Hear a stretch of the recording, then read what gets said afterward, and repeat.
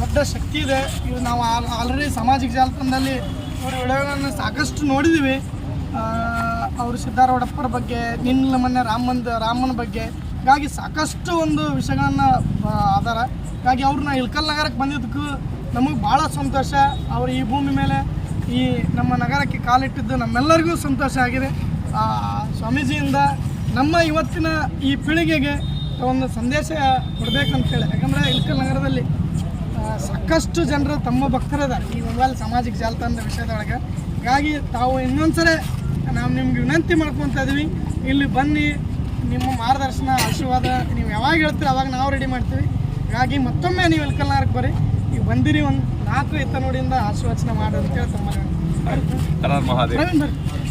बोलो सदगुरु सिद्धार्थ महाराज की जय, सदगुरु गुरुनाथ महाराज की जय, बोलो सकल सार सत्पुरुष महाराज की जय.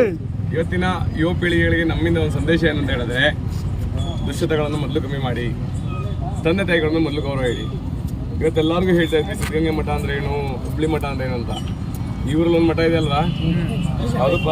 ಮಹಾಂತೇಶ್ವರ ಮಠ, ವಿಜಯ ಮಹಾಂತೇಶ್ವರ ಮಠ. ಮಹಾಂತೇಶ್ ಅಲ್ಲ, ಅದು ಏನದು ವಿಜಯ ಮಹಾಂತೇಶ್ ಅಂತ. ಎಷ್ಟು ಮಂದಿ ಹೋಗಿ ಪೂಜೆ ಮಾಡ್ತೀರಿ? ಇರ ಕೈ ತಪ್ಪಾರನ ಇರಪ್ಪ. ಗುರುವಾರ ಬಂದು ಯಾರು ಹೋಗ್ತಿದ್ದೀರಿ? ಇರಪ್ಪ ಸೋಮವಾರ ಯಾರು ಹೋಗ್ತಿದ್ದೀರಪ್ಪ? ಇರ್ರಿ. ಯುವ ಪೀಳಿಗೆ ಕೇಳ್ತಿರೋದು ಆ 4 ಮಂದಿ ಕೈ ಎತ್ತರಲ್ಲ, ಇಳಕಲ್ ಮಂದಿ ಅಲ್ವ ಎಲ್ಲಾರನ್ನು? ಯಾರು ಹೋಗ್ತೀರಿ?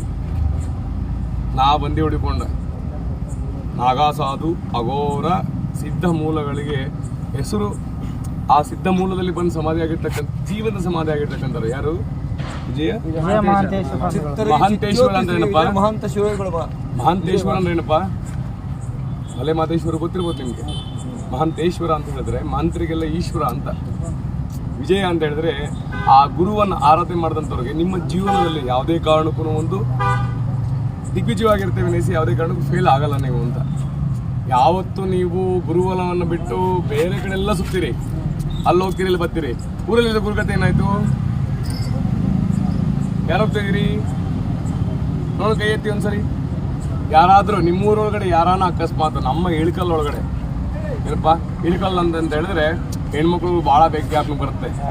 ಯಾಕೆಂದರೆ ಉಟ್ಕೊಳ್ತಕ್ಕಂಥ ಒಂದು ಸೀರೆ ಏನಿದೆ, ಆ ಸೀರೆ ಒಂದು ಬಾರ್ಡರ್ ಇದೆಯಲ್ಲ, ಇಲ್ಲಿನ ಅಚ್ಚು ಎಲ್ಲೂ ಇಲ್ಲ. ಇಡೀ ಕರ್ನಾಟಕದೊಳಗಡೆ ಇಳಕಲ್ಲಿನ ಅಚ್ಚಿದೆಯಲ್ಲ, ಎಲ್ಲೂ ಸಿಗಲ್ಲ. ಮೈಸೂರಿನೊಂದು ಭಾಗ ಅದೊಂದು ಲೆಕ್ಕ, ಹೊಸದುರ್ಗದೊಂದು ಲೆಕ್ಕ, ದೇವನಹಳ್ಳಿ ಒಂದು ಲೆಕ್ಕ. ಆದರೆ ಇಳಕಲ್ಲಿನ ತೂಕನೇ ಬೇರೆ. ಇಡೀ ಕರ್ನಾಟಕದಲ್ಲಿ ನೀವು ಏನೇ ಅನ್ಬೋದು, ನೀವು ಬೇಕಾದ್ರೆ ಎಲ್ಲರೂ ನೋಡಿ, ರಾಮನಗರ ರೇಷ್ಮೆಗೆ ಇದು ಅಂತಾರೆ, ಇಳಕಲ್ಲು ಸೀರೆ ಚಂದ ಅಂತ ಅಲ್ವನಪ್ಪ? ಹಾಗೆ ನೀವೆಲ್ಲನೂ ಏನೊಂದು ನಿಮ್ಮ ಒಂದು ಸುಗ್ರಾಮದಲ್ಲಿ, ಈ ಒಂದು ಇಳಕಲ್ ಅಂತಕ್ಕಂಥ ಗ್ರಾಮದಲ್ಲಿ ಗುರುಪೀಠಾಧೀಶಕರ್ತಕ್ಕಂಥ ವಿಜಯ ಮಹಾಂತೇಶ್ವರಿಗೆ ಏನು ಸೋಮವಾರ ಇದ್ದು ಬೆಳಗ್ಗೆ ತಗೊಂಡು, ಈಗ ಒಂದು ಉದಾಹರಣೆ ಕೊಡೋಣ. ಯಾಕೆ ಹೋಗ್ಬೇಕಜ್ಜ ಅಂತ ನೀವು ನಮ್ಮನ್ನು ಕೇಳ್ತೀರಾ ಅನ್ಕೊಳ್ಳೋಣ. ಯಾಕಜ್ಜ ಹೋಗ್ಬೇಕು ನಾವು ಅಂತ? ಕುಲದೇವ್ರಿಗೆ ಹೋಗ್ತಿರಲ್ವಾ, ಮನೆದೇವ್ರಿಗೆ ಹೋಗ್ತಿರಲ್ವಾ? ಹಾಗೆ ಅಲ್ಲೆಲ್ಲ ಹೋದಾಗ ನಿಮ್ಮ ತಂದೆ ತಾಯಿಯರು ಮೊದಲೇನು ಕೇಳ್ತಾರೆ? ಗುರುಬಲ ಶನಿಬಲ ಕೇಳ್ತಾರಾ, ಇಲ್ಲ ಅದು ಸೂರ್ಯನ ಬಲ ಚಂದ್ರಬಲ ಕೇಳ್ತಾರಾ? ಗುರುಬಲ. ಊರಲ್ಲಿರೋದು ಯಾರು ಇವಾಗ? ಗುರು. ಅದನ್ನ ಬಿಟ್ಟು ಗುಡ್ಕ ಹಾಕೊಂಡು ತೂತು ಮಾಡ್ಕೊಂಡು ಓಡಾಡ್ತಿದ್ದೀರಿ, ಬಿಡ ಹಾಕೊಂಡು ತೂತು ಮಾಡ್ತಾ ಇದ್ದೀರಿ. ಇಳಕಲ್ಲಿರ್ತಕ್ಕಂಥ ಅಂದ ಚಂದನ ನೀವೇ ಬಾಯಲ್ಲಿ ಗುಡ್ಕ ಹಾಕೊಂಡು ಭಾಳ ಮಾಡ್ತಿದ್ದೀರಪ್ಪ. ಸ್ವಲ್ಪ ನಿಮ್ಮ ಆರೋಗ್ಯ, ನಿಮ್ಮ ಅಂದ ಚಂದದ ಬಗ್ಗೆ ಒಂಚೂರು ಗಮನ ಕೊಡಿ. ನಿಮಗೆ ಆದಂಥ ಒಂದು ಸ್ವರೂಪ, ನಿಮಗೆ ಆದಂಥ ಒಂದು ಲಕ್ಷಣ ಇದೆ, ಅದನ್ನ ಯಾಕೆ ಹಾಳು ಮಾಡ್ಕೋತೀರಿ? ಇವತ್ತಿನ ಯುವ ಪೀಳಿಗೆ ಹೇಳೋದೇನಂತ ಹೇಳಿದ್ರೆ, ಮಾತಾಪಿತೃಗಳು ಅಂದರೆ ತಂದೆ ತಾಯಿಗಳಿಗೆ ಗೌರವ ನೀಡ್ಕೊಳ್ಳಿ.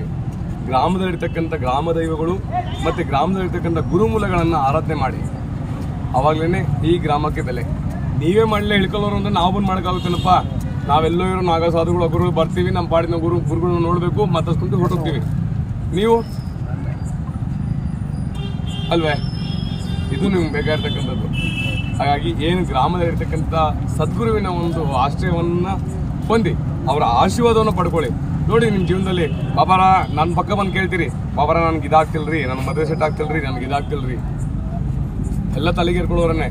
ಅದೇ ಅಜ್ಜರ ಮುಂದೆ ಕೂತ್ಕೊಂಡು ಒಂದು 10 ನಿಮಿಷ ಕೇಳಿದರೆ ಏನಪ್ಪ? ಈಗ ನಾವು ಹುಡುಕೊಂಬಂದಿರೋದು ಯಾರಿಗೆ? ಅಜ್ಜಾರಿಗೆ. ನೀವು ನೋಡ್ತಿರೋದು ಈ ಅಜ್ಜನ. ಆ ಅಜ್ಜ ಎಲ್ಲೋದ್ ಮತ್ತೆ ಅರ್ಥ ಮಾಡ್ಕೊಳ್ಳಿ. ಹೊರಗಿನಿಂದ ಈಗ ನಮ್ಮ ಜೂನ ಅಖಾಡ, ನಮ್ಮ ಆನಂದ ಅಖಾಡ, ಪ್ರತಿಯೊಂದು ಅಖಾಡಗಳಿಂದ ನಾಗಾಸಾಧು ಅಗೋರಿ ಮಲೆಗಳು ಗುರುಗಳನ್ನ ಹುಡ್ಕೊಂಡ್ಬರ್ತೀವಿ. ಯಾಕೆ? ನಾಗಾಸಾಧುಗಳು ಇಳಕಲ್ ಗ್ರಾಮಕ್ಕೆ ಅದು ಒಂದು ಗದ್ದೆ ಹುಡ್ಕೊಂಡ್ಬರ್ತಾರೆ. ಯಾಕೆ?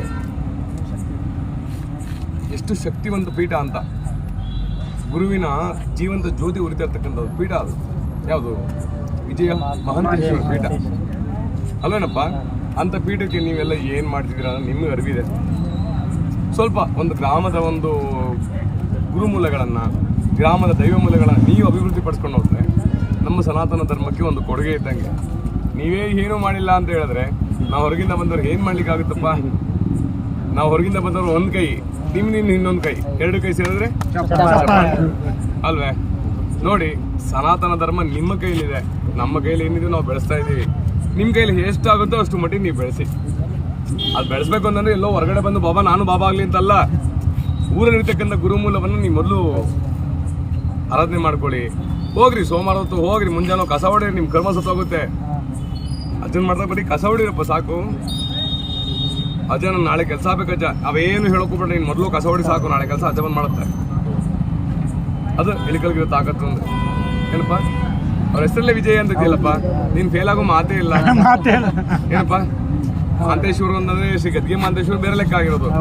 ವಿಜಯ ಮಹಾಂತೇಶ್ವರ ಅಂತ ಮೊದಲೇ ಹೆಸರಲ್ಲಿದೆ ಸತ್ಯ ಅಲ್ವೇ? ಆಗ್ಲಿ, ಒಳ್ಳೇದಾಗ್ಲಿ, ಸರ್ವೇ ಜನ ಸುಖಿನೋ ಭವಂತು. ಎಲ್ಲ ಹೇಳಿ, ವಿಜಯ ಮಹಾಂತೇಶ್ವರ ಮಹಾರಾಜ್ಗಿ, ಮಹಾರಾಜ್ಗಿ, ಗುರುನಾಥ ಮಹಾರಾಜ್ಗಿ.